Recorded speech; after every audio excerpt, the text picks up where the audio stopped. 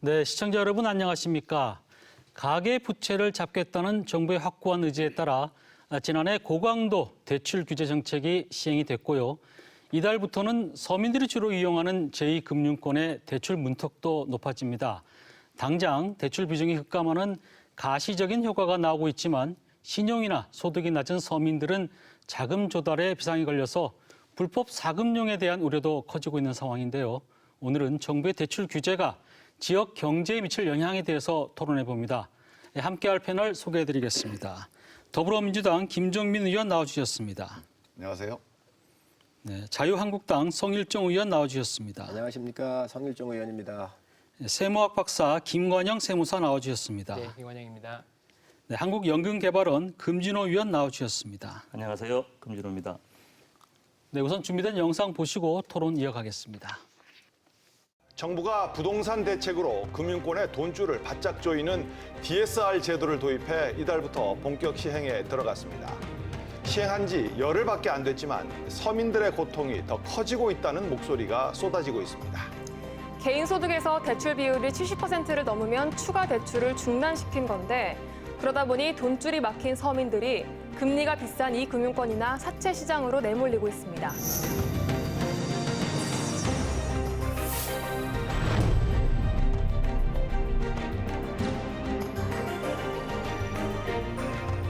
직장을 그만뒀으니까 뭐라도 해야 되는데 이런 정책이 있는 줄 몰랐어요. 이런 정책이 생겨서 좀 난감하고.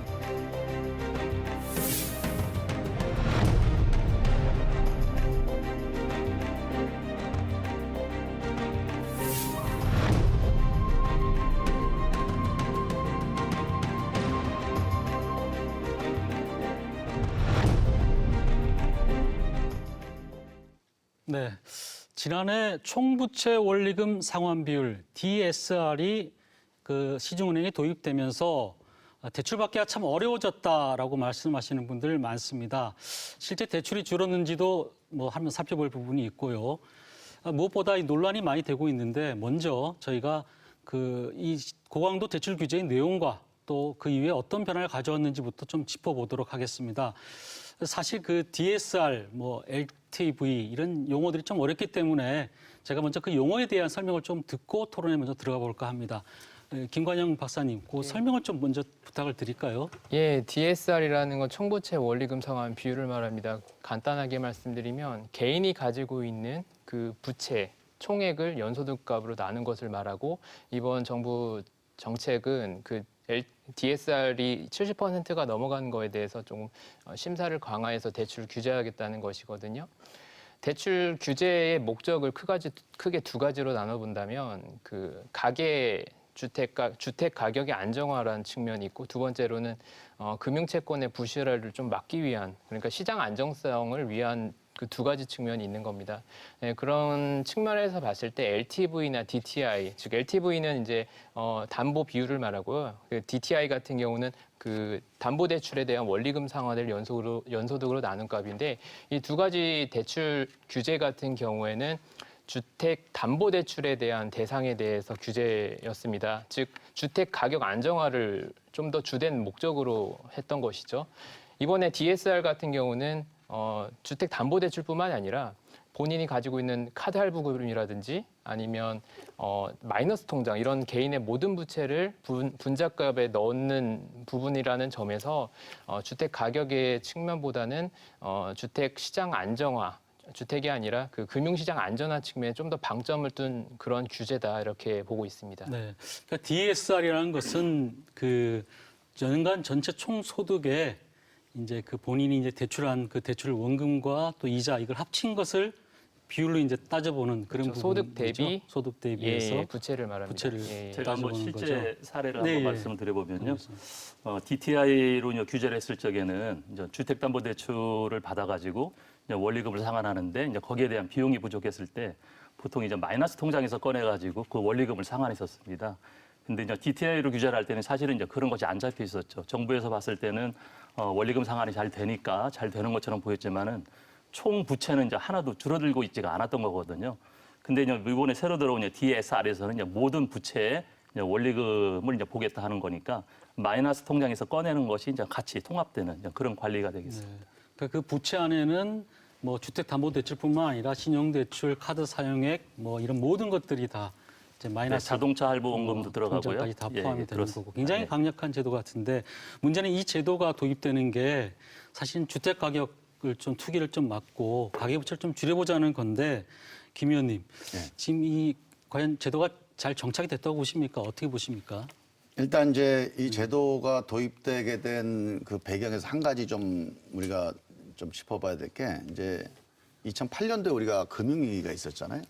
2008년 금융위기 이후에 우리 전체적인 경제 상황과 관련이 좀 돼 있다고 봐야 됩니다. 그래서 금융위기 이후에 상당히 국가적인 이제 그 어려움이 있고 특히 우리나라 같은 경우도 그렇고 뭐 미국도 마찬가지고 그러면서 이제 이 경제 상황을 타개해 나가는 과정에서 이제 저금리와 양적 완화, 그러니까 뭐 쉽게 얘기하면 돈을 좀 시장에 푸는 이런 정책들이 이제 세계적으로 이렇게 꾹 이제 그 도미노 같이 연결이 됐는데 이 과정에서 우리가 2007년도에 우리 가계 부채가 한 660조 정도 됐었거든요.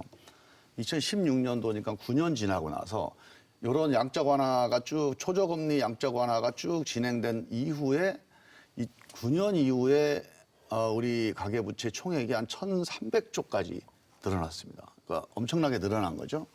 그래서 이때는 또 이런 것들이 좀 필요했을 수도 있어요. 그리고 이제 그게 조금 문제점이라면 너무 이제 뭐 빚내서 집 사라 이런 부동산 지원 쪽으로 이 초저금리가 활용이 되면서 집값도 뛰고 그리고 또 가계부채도 이게 통제가 안 되는 상황들이 이제 벌어져서 좀 문제긴 하지만 전체적인 양적 완화, 뭐 돈을 좀 푸는 뭐 이런 저금리 정책이 좀 우리 국가 경제에 필요한 면도 있었거든요. 근데 이런 걸 한 10년 동안 하다 보니까 부작용이 이제 생긴 것, 이걸 이제 이번에 좀 정리를 해야 된다. 그래서 2017년도부터 문재인 정부 들어서 이걸 어떻게 하면 단계적으로 좀 정리할까. 그래서 DSR을 일단 1금융권을 먼저 하고 그리고 이제 좀 이따 2금융권을 하겠다. 그래서 이게 한 2년 전부터 이미 예고가 됐던 사업이거든요.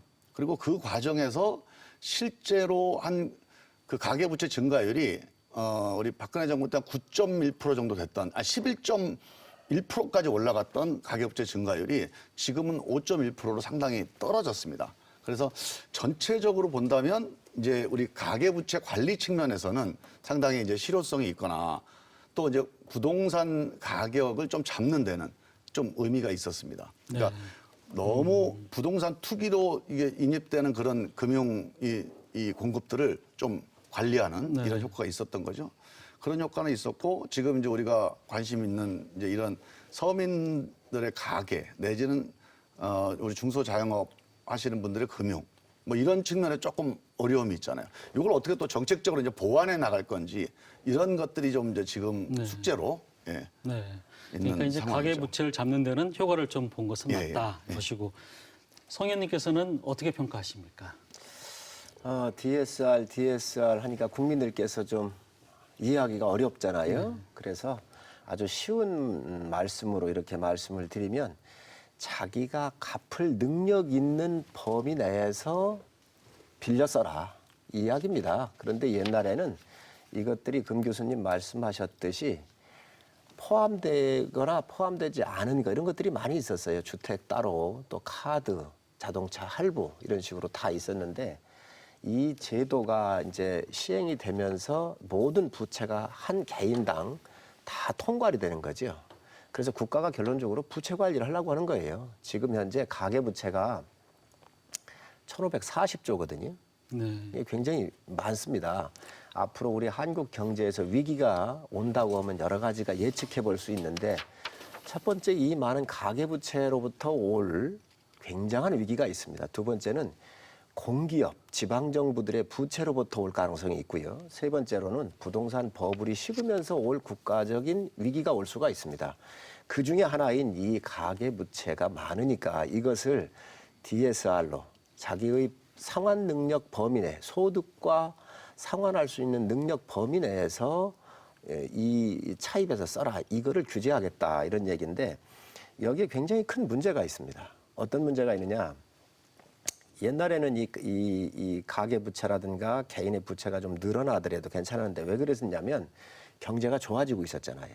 경제가 성장을 하면서 소득이 늘어갈 때는 부채가 차입하는 비율도 일정 부분 늘어날 수가 있습니다. 그런데 지금은 모든 게 지금 역방향으로 가가지고 소득주도 성장을 한다 그러면서 지금 소득이 감소하고 있습니다.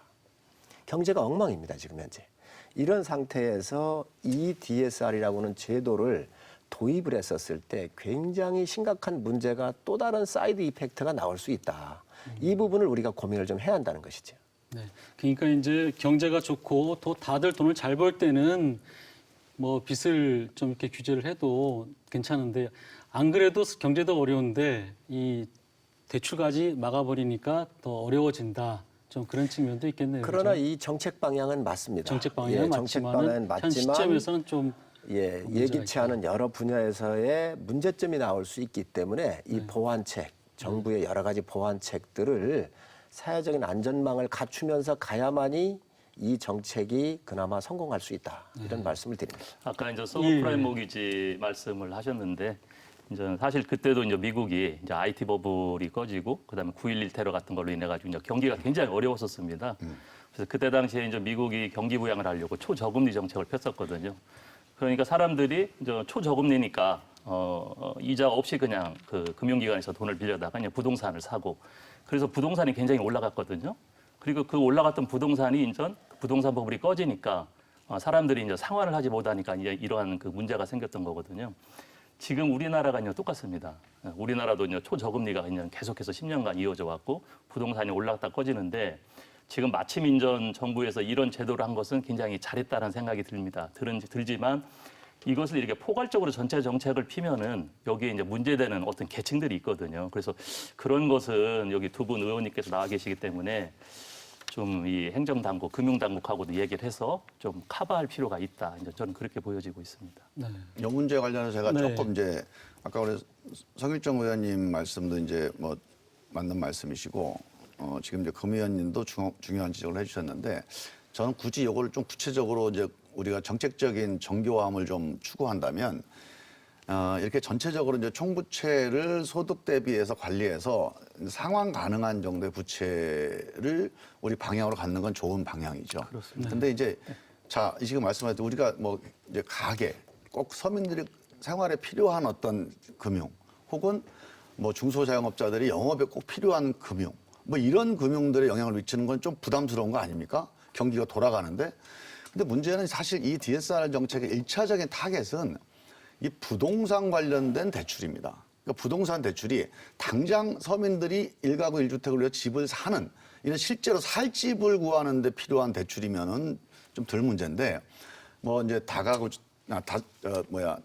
다주택을 구입을 한다든가 아니면 빚내서 집 사는 이런 갭 투자 같은 뭐 이런 것들이 지금 한 10년 동안 상당히 만연돼 있잖아요. 요 부분은 반드시 잡아야 된다. 그래서 DSR 정책을 좀 여기다 이제 타겟팅을 해야 된다. 단 지금 말씀은 중소상공인들, 농민들, 서민들이 가게나 정상적인 영업 행위에 너무 과도한 또 급격한 부담을 주지 않도록 하는 건 뭐냐? 그러니까 한 시장을 놓고 잡아야 되는데 일부만 또 예외를 두기 어렵잖아요. 그래서 저는 전체적으로는 DSR을 통해서 소득과 부채의 이 함수 관계를 좀 건전하게 가져가는 방향이 원칙이고 가져가는데 요거는 부동산을 잡는 거에 대한 어떤 효과를 보고 그 대신 이 서민, 농민 그리고 이 중소상공인들을 위해서는 여기에 대한 금융 지원은 별도의 정책적인 보완이 함께 가져야 되는 아까 말씀드린 사회 안전망 차원에서 금융 안전망 개념으로 좀 추가로 같이 동반해줘야 되는 그렇게 간다면은 조금 어려움을 우리가 극복할 수 있지 않을까 네, 그렇게 알겠습니다. 생각합니다. 네, 추가적으로 김관영 보충을 박사님. 좀 말씀드리면 아까 말씀하셨듯이 2008년도부터 정부가 저금리 기조를 계속 유지해서 양적 완화를 이뤘죠. 이게 뭐냐면 자본시장에 풍부한 유동성을 계속 유입을 했던 겁니다. 근데 문제는 뭐냐면 그 풍부한 유동성이 결국에는 자본재로 흘러들어가서 자본재의 가격을 향상을 제고시키는 것은 너무나 당연한 일이죠. 근데 문제는 뭐냐면 주택에 대한 수요가 늘어날 것을 누구나 예상했음에도 불구하고 누구나 주택을 2주택, 3주택을 구입할 수 있는 그러니까 그거 주택 구입에 대한 아무런 억제책이 없이 그냥 무조건 양적 완화를 해왔던 것이 이번 가계부채의 가장 큰 원인이거든요. 그래서 시기적으로 이번 DSR 규제와 같은 금융 대출 제재 정책은 사실은 폭탄 돌리기와도 같다. 그러니까 다음 세대에 계속 넘기기보다는 지금 당장 혹은 더 빨리 하는 것이 맞다라는 것이고, 그리고 한 가지 말씀드리면 작년에 시중은행은 이제 DSR 제도 이게 제도가 이제 도입이 됐죠. 도입이 됐는데 모든 사람의 다 적용했던 것은 아닙니다. 사업을 하는 운전자금을 사용하거나 이런 예외적인 수단이 어느 정도 있고, 가계 대출 혹은 부동산 구입 대출에 사실은 강력하게 제재를 했던 것이거든요. 모든 대출이 아니라. 이번 제2금융권에도 17일부터 이제 도입이 되는데 이런 부분을 좀 더 보완해서 지금 정부는 준비도 하고 있습니다. 다만 그래도 아무래도 모든 정책에는 피해자가 있지 마련이기 때문에 그 피해자 중에 정말 선의의 피해가 일어나지 않을 수 있도록 그렇게 제도적인 보완을 네. 정부가 좀 노력을 해 나가야 되지 않나 네, 싶습니다. 방금 이제 그 얘기를 하셨는데 예. 지금 17일부터 이제 제2금융권에도 DSR 제도가 이제 도입이 되면서 지금 서민들이 많이 걱정을 하고 있습니다. 사실 1금융권에서 못 받는 사람들이 2금융권으로 가는 거는 이제 다 알고 있는 사실이고요. 근데 2금융권까지 이렇게 DSR을 강화시키면은 이분들이 결국은 이 불법 사금융으로 갈 수밖에 없지 않느냐. 또 이런 우려가 나오는 부분도 분명히 있어요. 그래서 이런 부분들에서 종합적으로 한번 좀 이야기를 나눠봤으면 싶습니다. 예, 김 교수님. 예, 아무래도 이제 2금융권에서 대출을 받는다는 얘기는 이제 1금융권에서 목이 찼기 때문에 대출이 나오지 않기 때문에 이제 2금융권을 많이 이제 이용을 했던 거거든요. 네, 아까 말씀드린 것처럼 이게 이제 통합해서 관리를 한다면은 아까 DSR 70%를 이제 시중은행 기준으로 이제 관리하고 있는데 1금융권에서 받던 것과 2금융권 합쳐지면은 바로 70% 이상 되는 사람들이 이제 속출할 거다. 이렇게 보고 있습니다. 지금 이제 고소득자라고 하면 보통 이제 그 변호사나 이제 그 의사 같은 사람들이 보통 라이센스 가지고 이렇게 대출을 받았어요. 1금융권에서 이제 대출을 받으면 그 사람들은 이제 앞으로 이제 연봉이나 이런 것들이 이제 올라갈 거 예상하고 이제 높은 금액을 해줬는데 그 사람들이 지금 이제 90% 이상 다 고위험군에 들어가 있거든요. 그러니까 이제 그런 의사나 변호사들 이런 그렇습니다. 분들이요? 그 사람들 때문에 지금 고위험군이 많다라는 것이 다 이제 그런 사람들이거든요. 근데 이렇게 2금융권에서 대출 받던 사람들이 이제 막히게 되면은 결국에는 이제 정말 급하게 필요한 사람들은 불법 사금융이나 이제 또 개인의 파산 뭐 이런 것까지도 걱정이 되지 않을까 이런 생각을 좀 갖고 있고요. 아까 말씀하신 아까 이제 서민, 농민 이렇게 말씀하셨는데 저는 이제 제가 바라보는 또 하나 포인트는 은퇴자들이 좀 걱정이 되는 부분이 있습니다. 네. 은퇴자들. 왜냐하면은 작년이 이제 2018년도니까 이제 소위 이제 58년 개띠라고 하는 그 사람들이 직장에서 만 60세가 돼가지고 이제 은퇴한 시기가 이제 작년이었거든요. 근데 작년에 이제 나오신 분들이 이제 78만 명이 나왔습니다. 그리고 올해는 이제 그 59년생들이 약 84만 명이 이제 은퇴를 하고요.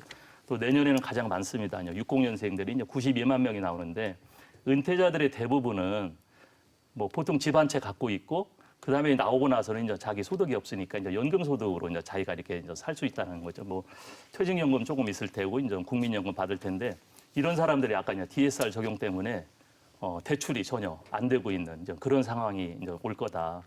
그리고 그 사람들이 조금이라도 이제 아까 사업자금 가지고 이제 창업을 한다거나 아니면은 정말 가계자금, 자녀들 결혼이랑 이런 데 이제 꼭 필요한 부분이 있다면은 그런 부분들에 대한 것들이 좀 필요하다. 그래서 네. 아까 서민, 농민, 은퇴자까지도 좀 포함해서 검토를 해주셔도 좋을 것 같습니다. DSR이라는 게 기본적으로 연간 총 소득이 있어야만 대출이 되는 건데 됩니다. 예. 문제는 은퇴자 같은 경우는 소득이 사실 끊어지는 없죠. 거죠. 대부분 다 소득이 뭐 있어도 뭐 개인 연금이나 아니면 또 뭐 국민연금 뭐 또 그 정도밖에는 뭐, 예. 없는 겁니다. 예. 공무원들 같은 공무원 연금 정도 네. 수준인데 문제는 이런 여러 가지 문제도 있지만 이렇게 소득도 증빙하기 어렵고 또 기본적으로 재산도 별로 없는 분들 어떻게 합니까? 이 DSR까지 강화시키면. 일단은 이제 이 금융권이 새로 실시되는 게 이제 좀 이제 그 서민들 가계나 서민들 경제 생활에 영향을 미친다. 이 걱정이 좀 있는 거 아닙니까? 네. 근데 이제 실상을 보면 이제 이 금융권 중에도 뭐 카드가 있고 뭐 캐피탈이 있고 그다음에 뭐 상호금융이 있고 뭐 여러 가지 이제 이 금융권의 종류가 여러 가지 있잖아요. 근데 이게 되게 많이 차이가 나요. 뭐 예를 들면 카드 같은 경우는 DSR이 한 66% 정도 되는데 상호금융 같은 데 가면은 한 200% 넘어갑니다. 그래서 전체적으로 이게 이제 우리가 은행 가서 대출을 하다 보면 다들 뭐 소득 증빙하고 자격 심사하고 다 하잖아요. 그러니까 아니 원래 다 하던데 뭘 또 새롭게 하냐 이렇게 이제 생각하실 수도 있지만 그전에는 이게 기관별로 이렇게 개별적으로 다 해서 상당히 기관마다 룸들이 많고 또 이리저리 자기 정책적으로 뭐 손님들을 끌기 위해서 여러 가지 이제 여유가 있었죠. 근데 이런 것들이 되다 보니까 이제 전체적으로 관리가 안 돼서 이걸 통합 관리를 좀 하자. 그래서 전체적인 안정적인 지수를 좀 맞춰가자는 취지여서 저는 전체적으로 이 방향은 괜찮은 방향이다. 맞는 방향이고 이 금융권도 그런 점에서 전체적인 안정적인 이런 그 소득 수준에 맞는 부채 비율을 유지하는 이런 데 같이 이제 그 선 안에 들어오는 게 좋겠다고 보는데 지금 말씀하신 우리나라 이것만 갖고는 참 불안전한 게 지금 말씀하신 거예요. 우리가 지금까지 대출을 어떻게 했냐면 진짜 안전하게 했어요. 이 금융권이 상당히 반성을 해야 됩니다. 담보를 잡아놓고 대출을 해줬잖아요. 그죠? 뭐 담보 잡고 대출하는 거 사실 쉬운 거예요. 그다음에 이거 하지 말라니까 조금 나아진 게 지금 이겁니다. 소득, 자산 가지고 대출을 해주다가 그거 좀 하지 마라. 좀 적극적으로 공격적으로 이제 금융을 해라. 그러니까 이제 그럼 소득이라도 봐야지. 돈 얼마나 버느냐. 상환 능력을 보겠다는 거예요. 그다음에 이제 우리가 신용보증기금이나 이런 데 가면 뭘 하냐면 매출을 갖고 오라고 그래요. 아니 매출 있고 잘 돌아가는 회사면 어디 돈 빌립니까 사실? 그러니까 매출 없으면 또 신용보증을 안 해줘요.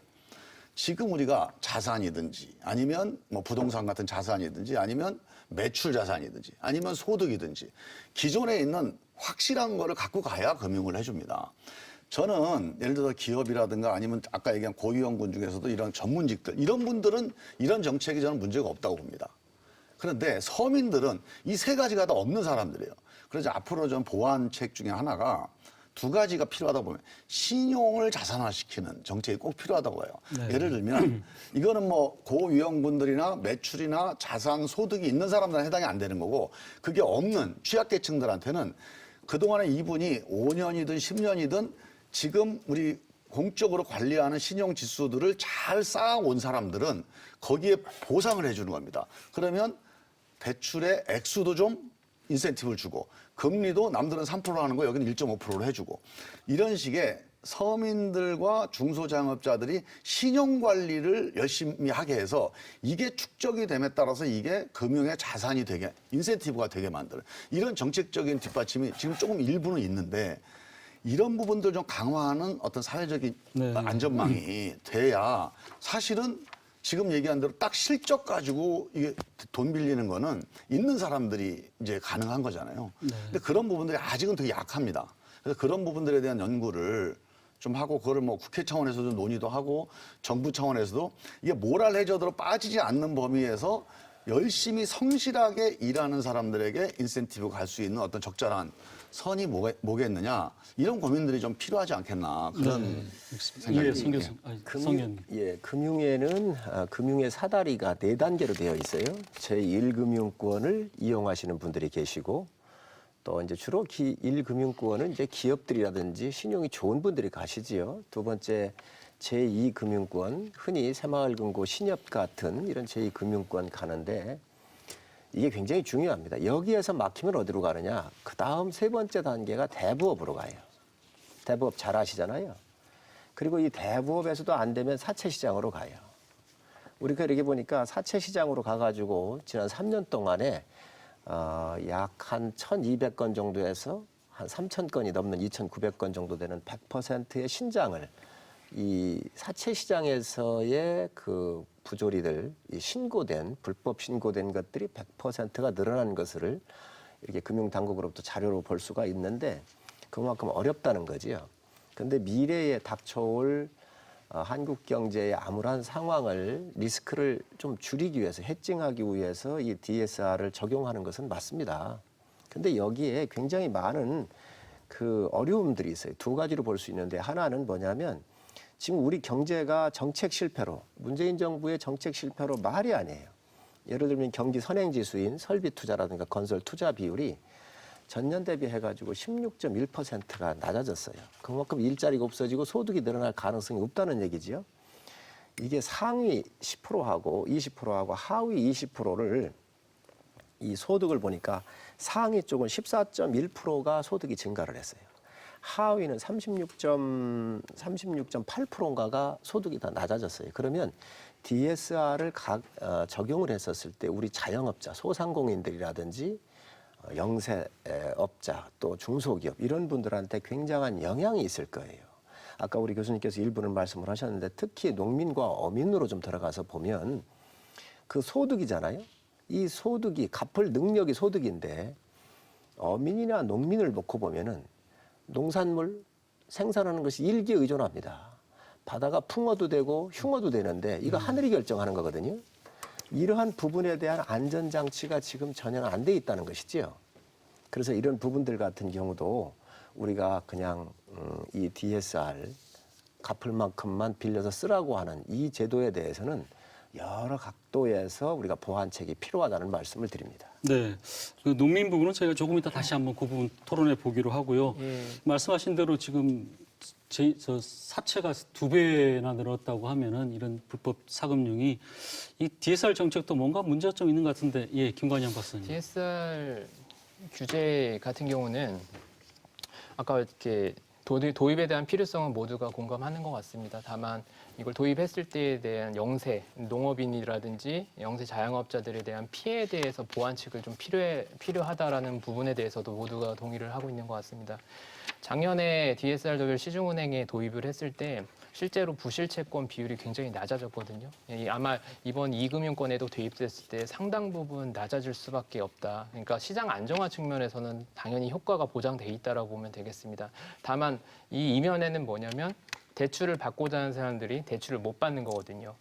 대출을 받지 않아도 되는 사람들에게 대출을 어렵게 하는 것 또한 이 제도의 장점이라고 보시면 되겠습니다. 근데 이제 문제는 뭐냐면 DSR 핵심이 내가 얼마 버는지를 증명하는 거 아니겠습니까? 그때 이제 국세청에서 발행하는 소득금액 증명원이라는 서류를 일반적으로 이렇게 제출하게 돼 있는데 과연 이 소득금액 증명원이 그 사람의 소득 수준을 제대로 객관화 그리고 신뢰성 있게 반영하고 있는가에 대한 의문은 아직 많이 있습니다. 예를 들면 그 세금에는 필요경비라는 개념이 있기 때문에 영세 자영업자 같은 경우는 절세를 위해서 필요경비를 좀 과대 계상하려는 유인이 존재합니다. 그 얘기는 뭐냐면 소득금액 증명원상에 있는 소득금액과 그분의 실제 소득과는 괴리감이 아직 많다는 것이죠. 또 하나 예를 들면 프리랜서 같은 경우도 비슷한 종류라고 보시면 되겠고 또 영세한 기업이라든지 요식업 뭐 이런 곳에 종사하시고 있는 근로자들 같은 경우는 사대보험이라든지 기초생활수급자 박탈 뭐 이런 여러 가지 이유로 인해서 원천징수 신고를 안 하고 있거든요. 그러니까 근로소득이 있음에도 불구하고 그게 서류상 드러나지 않는 그런 문제점이 많이 있습니다. 그러면 이런 분들에 대한 소득을 어떻게 담보할 것인가 해서 아까 김종민 의원께서 좋은 말씀하셨죠. 그러니까 신용을 자산화시키는 것도 하나의 방안. 그러니까 금융당국에서는 금융기관에서 DSR 규제도 중요하지만 그 사람의 소득 수준을 좀 더 신뢰성 있게 측정할 수 있는 방법들을 좀 포괄적으로 인정을 해줘야만 된다. 이게 하나의 대안이 될 수 있겠고 두 번째는 다소 그 좀 어려운 대출, 그러니까 소득에 비해서 좀 과한 대출이라 하더라도 연장을 해줘야 될 필요성이 있는 경우가 굉장히 많습니다. 예를 들면 무주택자가 생애 최초 주택을 구입하기 위해서 불가피하게 좀 대출이 필요한 경우라든지 가족 중에 누군가가 입원했거나 질병으로 인해서 수술비가 필요한 경우라든지 이런 특별한 사유를 정해놓고 이런 분들은 과감하게 규제 대상에서 논외로 벗어나게 하는 이런 촘촘한 안정망이 함께 병행되어야 된다라는 부분에 대해서 말씀을 드리겠습니다. 예.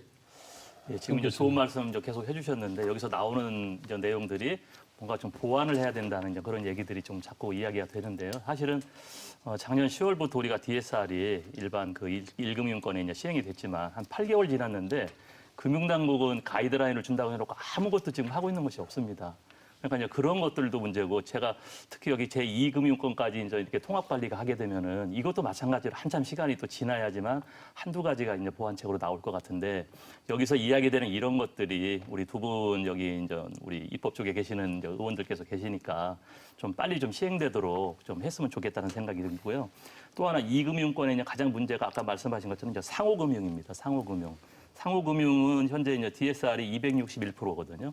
상호금융이 뭐냐 하면은 우리가 보통 다리농협이라고 하는 지역농협이라고 지금 하고 있거든요. 그러니까 농협, 수협, 축협 산하의 지금 점포수가 4,705개 영업점을 갖고 있고요. 여기서 나간 대출금이 지금 244조 원입니다. 그 잠깐 260%라면은 제가 가진 소득의 한 2.6배까지 그렇습니다. 대출을 받을 수 있다는. 예, 그거를 이제 대출이라는 게 정부에서는 이제 매년 원리금 그 상환 원리금 액수가 상환까지. 예, 2021년까지 이제 2년 후죠. 160%로 줄이라고 하는 거거든요. 근데 여기에 대부분은 이 지역 단위 농협에 계신 분들은 전부 다 아까 농업, 또 어업, 축산업 이런 쪽에 종사하시는 분들이거든요. 그러니까 그리고 그 이제 거래 고객은 1,858만 명.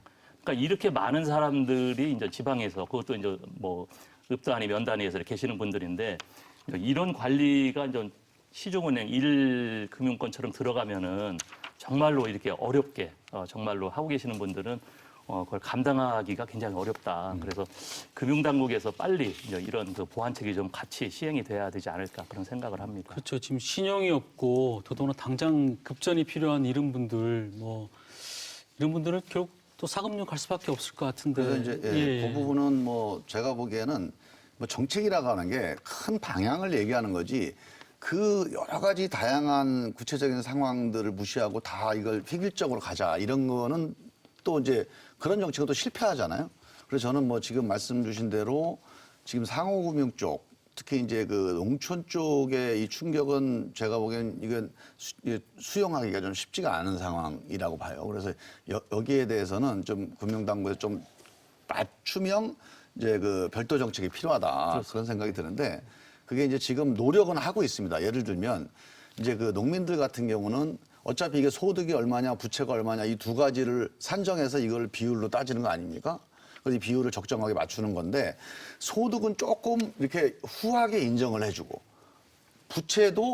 부채는 조금 이렇게 좀 좁게 인정을 해주면 사실은 그 지수가 높아질 수가 있어요. 개선이. 그래서 예를 들면 소득 같은 경우는 조합 출하 실적 같은 경우를 신고소득으로 인정을 해주겠다. 뭐 이런 이제 뭐 안이 있을 수 있죠. 그거는 뭐 아주 정확하게 따지면은 그 조합 출하 실적 전체가 소득은 아니지만 그 중에서 정리를 해야 되지만 그거를 이제 좀 인정을 해줘서 농민들의 소득을 좀 넓게 인정을 해주면 농민들이 조금 이 충격을 좀 덜 받지 않겠냐. 그다음에 이제 부채 같은 경우에도 이제 그 보통 예적금 담보대출 같은 경우는 담보대출을 받아서 이거를 저기 원금을 상환을 할 수 있잖아요. 그런데 사실은 담보가 있는 거기 때문에 이거를 다 부채라고 볼 수가 없잖아요. 그래서 그거는 예적금 담보대출 이자만 그거는 부채로 인정을 하자. 뭐 이런 식의 이제 여러 가지 그 길을 좀 만들어 줄 수 있고 그 다음에는 사실은 뭐 이런 거는 이제 좀 디테일한 측면에서의 대책이고 본질적으로는 아까 처음부터 이제 우리 뭐 성 의원님이나 우리 금 의원님도 말씀하셨지만 기본적인 맞춤형 정책 지원 대책이 좀 필요합니다.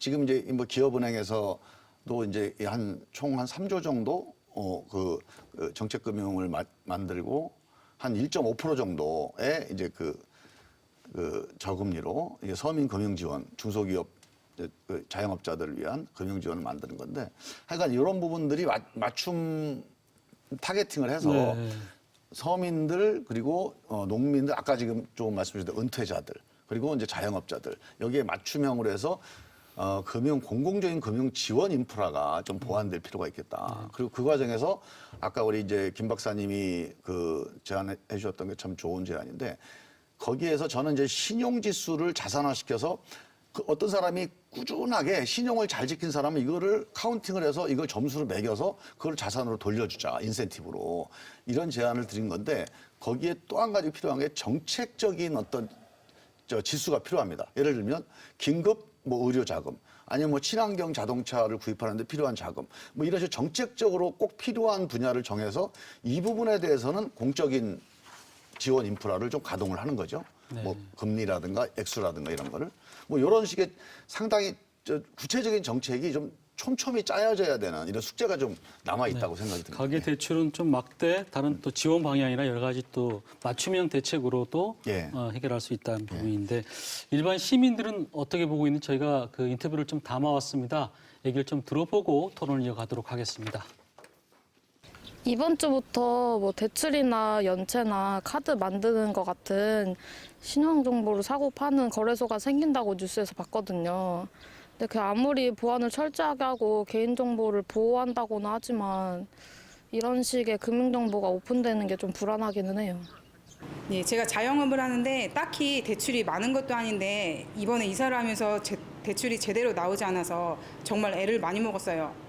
뭐 부자들이나 현금 많이 가지고 있지 우리 같은 서민들이 대출 없이 어떻게 집을 사요. 정부에서 그런 것까지 고려를 해서 정책을 잘 세워줬으면 좋겠습니다. 이명박 정부 때 사금융 시장이 너무 커져서 그게 사회적으로 문제가 된 것도 사실이지만 그 정보를 은행권에서 다 공유를 해서 이제 사금융을 사용하면 은행권 대출도 못 받게 한다는 게 참 오히려 서민들만 더 죽으라는 게 아닐까 걱정입니다. 네, 방금 인터뷰에서 나왔는데요. 지금 DSR 규제가 강화되면서 그 부동산 시장이 지금 좀 긴장을 하고 있습니다. 그 당장에 정말 집을 이사하기 위해서 뭐 돈이 필요한 분들이라든지 이런 분들은 지금 어려움에 처해 있는데 정말 돈이 있고 현금 많고 또 신용 좋아서 대출 쉽게 받을 수 있는 이런 사람들만 혜택을 받는 거 아니냐. 이런 얘기에 대해서 어떻게 판단하십니까? 예, 김관영 박사님. 조금 그 원론적인 얘기를 하자면 주택 가격이 어떻게 형성되는지에 대해서 간략하게 설명된다면 결국엔 재화는 수요와 공급 법칙 아니겠습니까? 수요가 증가하면 그만큼 주택 가격이 늘어나고 수요가 떨어지면 가격이 낮아지는 것인데 현재 그 지난 10년간 그 저금리 기조가 계속 유지되고 별다른 대책이 없이 유지되는 와중에 주택 가격이 좀 불가피하게 많이 올라갔다는 측면에서 아까 같은 문제점이 있다고 봐요. 주택 가격이 왜 올라갔냐면 저금리를 이용해서 계속 주택을 계속 사는 사람, 즉 실수요자보다 더 많은 수요가 발생한 것이고 이를 막기 위해서는 이 수요를 실제 수요에 맞춰야 된다라고 보는 거죠. 아까 말씀드렸듯이 현금이 좀 많은 사람들이 주택이 뭐 급매물로 나온 것들을 이렇게 하는 것도 하나의 사회적인 문제다라고 얘기하는데 다른 한편으로 봤을 땐 저는 그렇게 큰 문제는 아니다. 이거는 어떤 규제 정책이라든지 이런 거에 대한 부작용 내지는 당연히 따라오는 정책이라 보는 게 급매물로 나온 게 시장 적정 가격일 수도 있는 것이거든요. 어쨌든 그 주택 가격이 올라간 것을 이제 막기 위해서는 그 금융 제재, 그러니까 오늘 말씀드린 DSR 같은 규제들이 당연히 필요해야 되는 것은 당연한 것이고 또 하나 주택을 계속 왜 현금 부자들이 계속 사냐면 주택을 유주택을 보유하든 3주택을 보유하든 보유에 대한 반대급부, 즉 억제책이 거의 없습니다. 그래서 현 정부에서 내놓은 것이 이를 막기 위해서 조세 정책을 이렇게 나누는데 크게 두 가지입니다. 첫 번째로는 주택 임대 사업자 등록을 양성화시켜서 주택 임대 소득을 이제 부과를 하는 것이죠. 세금을 부과하는 것이고 두 번째는 보유에 대한 비용을 증가시키기 위해서 종합부동산세나 재산세죠. 이거를 증가시키기 위해서 그 공시되는 공시가격, 공동주택 가격을 현실화에 맞게끔 지금 움직이려고 하고 있는 제도인데 이 두 가지에 대해서 업계에서 받아들이는 방향은 아직 미미하다라고 봅니다. 그래서 이 부분에 대해서 조세 정책을 좀 더 강화해서 다주택을 보유한 사람에게 좀 더 또 강한 페널티를 부과하는 것이 근본적으로 이러한 문제점을 해결하는 거다. 저는 그렇게 보고 있습니다. 네, 김진호 교수님. 예, 지금 이제 그 주택을 이제 잡으려고 우리가 이제 투기 부분을 잡으려고 이제 이 DSR을 이제 도입하고 이렇게 하고 있는데 지금 이제 작년 하반기부터는 이제 서울 쪽에서 이제 그 미분양 아파트가 나오고 있습니다. 서울의 광진구라든가 이제 마포구 같은 데도 상당히 이제 분양이 잘 되는 지역인데 거기서 미분양이 나오고 있고 또 경기도에는 이제 안양, 용인 등에서 이런 미분양이 나오는데 이 사람들이 이제 왜 미분양이 나오느냐? 우리가 이제 아파트 분양하는 데 가보면 이제 모델하우스 안에 이렇게 쭉 그 상담자들이 앉아 있거든요. 이 사람들이 이제 거기서 이제 대출 상담을 하다 보면은 DSR 제도가 새로 도입되면서 본인들이 충분히 이제 대출을 일으킬 수가 없는 거죠. 옛날에는 이제 자기 돈이 한 50%, 대출을 50% 가져다가 할 수 있었는데 이제 그런 것들이 안 되다 보니까 그런데 이제 요즘에 이제 경제 신조어라고 해서 아주 재미있는 이야기인데 이렇게 미분양돼서 남아 있는 아파트를 소위 이제 현금 자산가들이 이제 가져간다. 그래서 줍줍이라고 보통 이야기를 합니다. 주워간다는 얘기죠. 그래서 이 사람들이 이제 그런 것을 주워가니까 오히려 정말 서민들은 아파트를 자기가 한 채를 가져가려고 하는 것도 못 가져가는 편에 오히려 그런 현금 자산가들은 이제 그런 것들을 그냥 주워간다는 그런 이야기들이 거꾸로 돌고 있어서 지금 정부가 이제 공정 경제를 하겠다고 3대 경제 축 중에 하나로 이제 공정 경제를 이야기하고 있는데 완전히 이제 불공정 경제가 돼버리는 이러한 이제 현장에 아주 모순된 그런 것들이 현재 그냥 벌어지고 있습니다.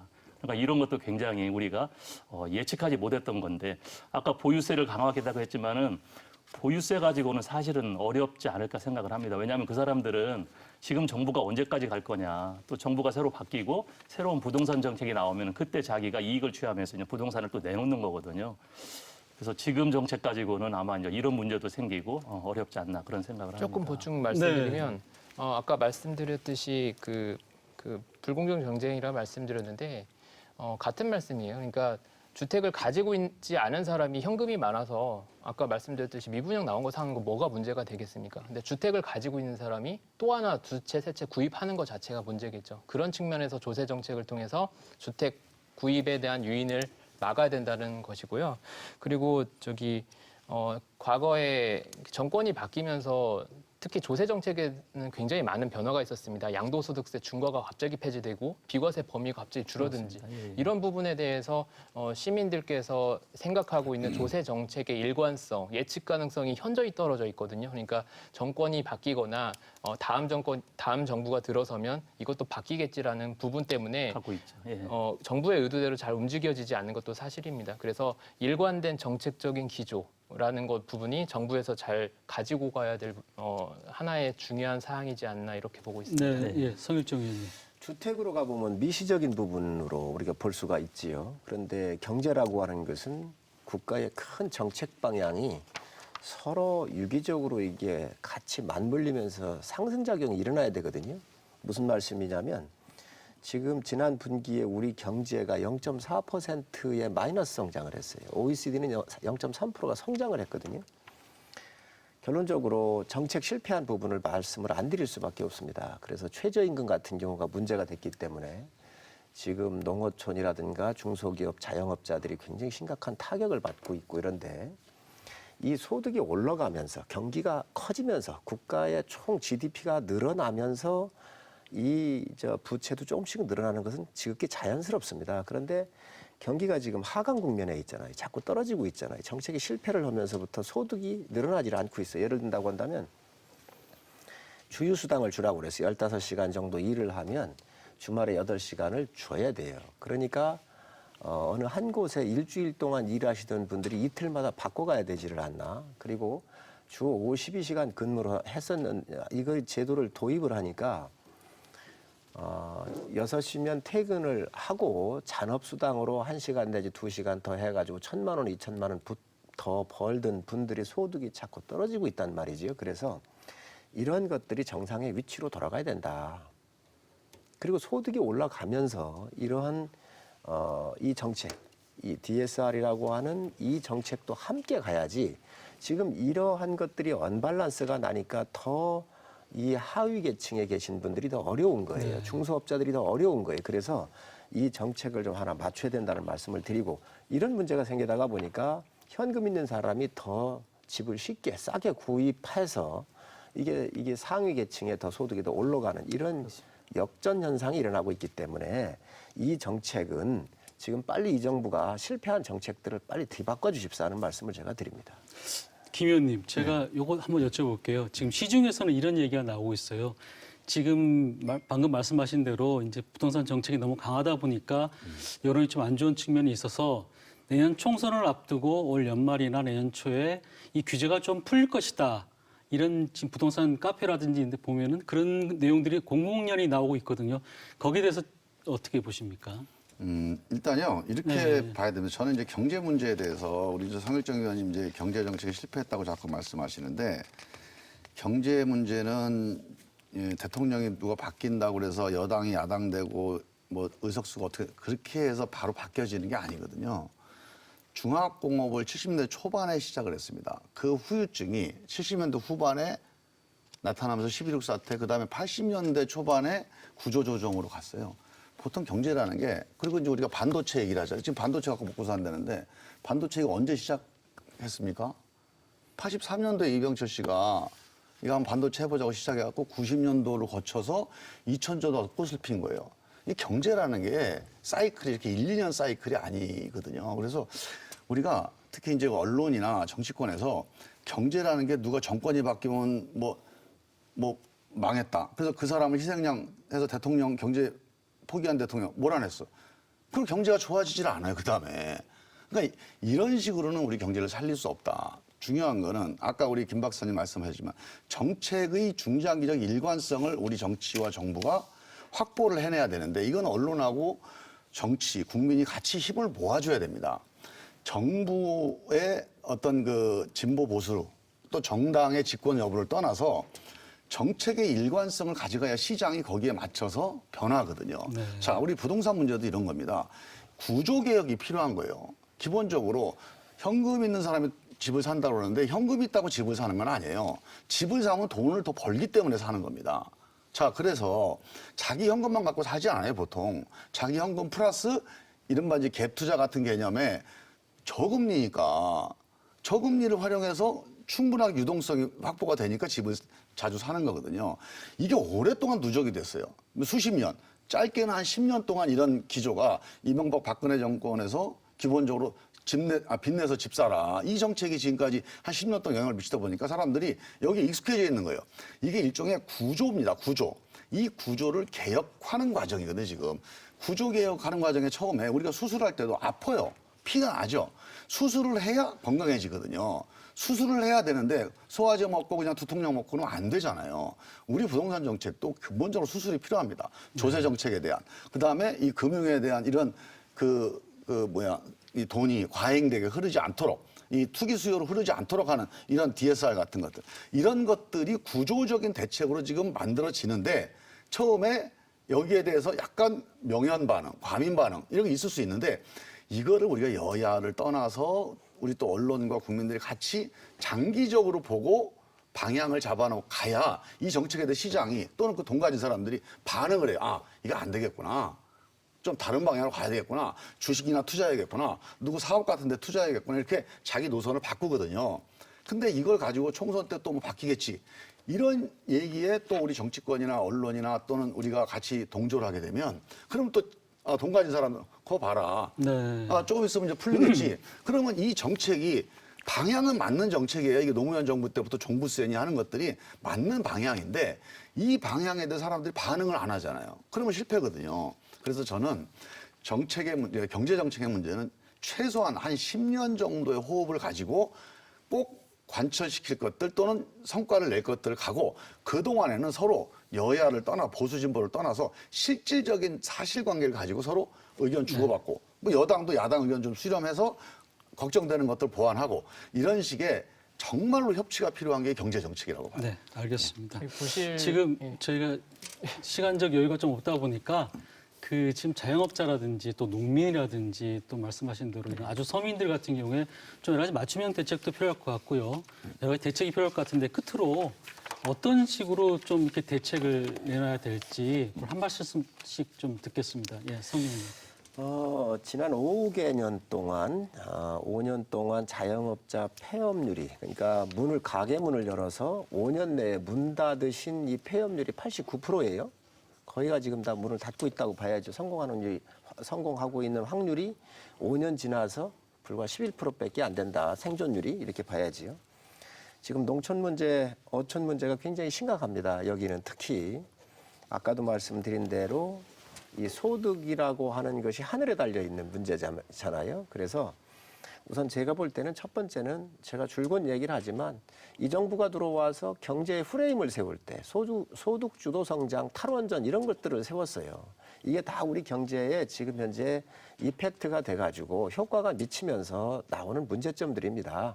경제가 파이가 커져서 같이 가면 좋은데 그게 같이 못 가고 있는 거거든요. 그래서 이 DSR이라고는 정책 방향이 맞음에도 불구하고 유탄을 맞는 많은 부분들이 있기 때문에 이 정책 실패에 대한 사회적인 안전망, 예를 든다고 한다면 신용회복위원회라든가 이런 기능을 더 활성화해서 우리가 극빈층으로 떨어지지 않도록 우리가 그 부분을 더 강화해야 될 것이고요. 또 하나는 어민이나 농민들을 위해서도 이자라든가 원금에 대한 기간의 연장들을 더 좀 여유 있게 두고 또 이 기간들을 대출에 대한 이 평가의 기간을 1년으로 하지 말고 뭐 3년의 평균을 낸다든가 여러한 방법을 좀 우리가 찾으면서 네. 이 방향에 대한 보완책이 필요할 것으로 보여집니다. 저도 이제 자영업자 부분을 말씀드리고 싶은데요. 지금 자영업이 너무나 어려우니까 지금 이 사람들은 자기가 가게를 다시 내놔도 나가지도 않고 그래서 사실 빚내서 지금 버티고 있습니다. 근데 이 빚내서 버티는 것도 이제 빚을 더 이상 내지 못하는 이제 그러한 DSR이 돼 있기 때문에 이런 자영업자에 대한 어떤 그 연착륙이 좀 가능할 수 있도록 지원이 필요하다. 그다음에 이제 다중채무자, 지금 여러 금융기관에서 이제 받은 그런 다중채무자, 그리고 저신용자, 그리고 아까 말씀드린 은퇴자들에 대한 이런 종합적인 어떤 그 보완 내지는 가이드라인이 좀 빨리 이 금융당국에서 좀 수립돼서 좀 빠른 시간 내에 좀 네. 운영이 됐으면 좋겠다 이렇게 말씀드리고 싶습니다. 예, 제 말씀 좀. 예. 예. 과거에는 이제 성장이나 경기 부양의 경제 정책이 방점이 찍혀 있었고 저금리 그리고 규제가 좀 완화되어 있는 그런 정책적인 기조를 유지했다면 그에 대한 반대급부가 굉장히 큽니다. 예를 들면 저희 대한민국은 IMF를 겪었고 또 서브프라임 모기지와 같이 그 부실 채권에 대한 경제적인 문제를 많이 겪었던 나라입니다. 그렇기 때문에 부실 채권에 대한 문제는 언젠가는 해결해야 되는 문제지만 이거를 금리를 올린다던가 아니면 그런 이런 금융적인 제재를 가했을 때에 대한 반대 여론 때문에 이걸 차일피일 미뤄서는 안 된다라고 보고 있고요. 네. 시기적절한 이런 규제에 대해서도 정책의 일관성을 유지돼야 된다라고 보고 있고요. 국민들은 앞으로는 이렇게 바뀌어진 경제 정책에 대해서 이런 정책에 대한 이해도를 좀 높여서 그걸 바탕으로 해서 자금 운용 계획이라든지 이런 것들 수립해서 좀 건전한 경제 가계부채 관리가 좀 필요할 것이고 정부는 이거에 대한 문제점, 그러니까 영세 중상인들이나 농민들에 대한 피해를 어떻게 구제해야 될 건지에 대한 그런 방안들을 좀 고심을 해야 되지 않나 그렇게 생각하고 있습니다. 예. 김 의원님은 죄송하지만 제가 30초만 드리겠습니다. 예, 예. 그 아까 뭐 여러 말씀을 드렸기 때문에 지금 이제 농민, 자영업, 은퇴자, 그 다음에 또 한 가지를 추가한다면 이제 긴급 가계 지원. 그러니까 예를 들면 아까 이제 의료비라든가 아니면 뭐 가계 대출에서 이게 긴급하게 필요한 경우 이런 부분을 정책적인 지원 대상으로 카테고라이징해서 지금 예를 들면 부동산 대출이나 아니면 고소득자들의 대출 사실 여기는 되게 안전하고 건전한 우리 부채입니다. 그래서 사실은 문제는 없는데 경제에 미치는 영향이 부정적이기 때문에 좀 잡자는 거고 실제로 이 부분을 좀 집중적으로 잡고 지금 얘기한 이 정책적으로 지원 필요한 부분들에 대해서는 조금 이 DSR의 적용의 방식을 좀 차등화하는 네. 지금 금융위에서 그런 검토를 하고 있거든요. 그런 차등화 노력과 추가적으로 신용이라든가 금리를 통한 인센티브, 지원 뭐 이런 것들이 좀 추가적인 대책이 꼭 필요합니다. 그래서 국민들께서 조금 걱정 덜 하시게 빨리 좀 금융당국이 발빠르게 움직여야 되지 않을까 그렇게 좀 네, 좀 알겠습니다. 해봅니다. 예. 이 DSR 문제가 사실 참 뭐 양면성이 있습니다. 그죠?